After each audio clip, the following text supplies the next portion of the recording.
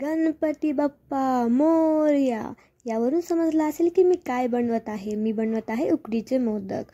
2 cup तांदळाचे पीठ घ्या, त्याच्यात 1 कप दूध टाका. दूध हळूहळू टाकून मिक्स करा. मी डायरेक्ट टाकलेलं आहे. तर त्याच्यामध्ये 1 चमचा तूप टाका आणि थोडेसे अगदी चिमूटभर मीठ टाका आणि ते चांगले मिक्स करून घ्या. म्हणजे पिठाचा मळलेला हा गोळा असा दिसेल तुमचा. त्याच्यानंतर आपण हे पीठ उकडायचं आहे. तुम्ही अशा प्रकारे उकडू शकता. आणि त्याच्यानंतर एक पॅन घ्या, कारण आपण बनवणार आहोत सारण बनवण्यासाठी त्याच्यात तूप टाका आणि भाजलेली खसखस आणि 2 कप खिसलेले खोबरे, तुम्ही ते मिक्सरमध्ये सुद्धा बारीक करू शकता. असे खसखस आणि खोबरे त्याच्यात टाका, हलके परतून घ्या आणि त्याच्यानंतर ड्रायफ्रूट्स टाका.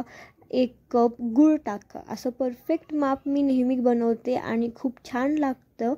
असं मिश्रण हे आपलं तयार आहे. आणि उकडलेलं पीठ घ्या, ते करून घ्या, कारण जर ते चिकट झाले नाही तर थोडेसे पाणी टाकून पुन्हा ते मळून घेऊ शकता तुम्ही. मी हे साच्यामध्ये बनवत आहे. हातानेही खूप सुंदर होतात. हे माझ्या लास्ट व्हिडिओमध्ये आहे, पण याचा परफेक्ट शेपसाठी मी आत्ता साच्यामध्ये बनवलेलं आहे.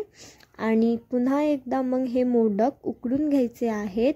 आणि तुम्ही बघू शकता की किती छान असे मोदक आपले तयार झालेले आहेत. याच्यावरती तुपाची धार सोडा आणि बाप्पाला नैवेद्य दाखवा.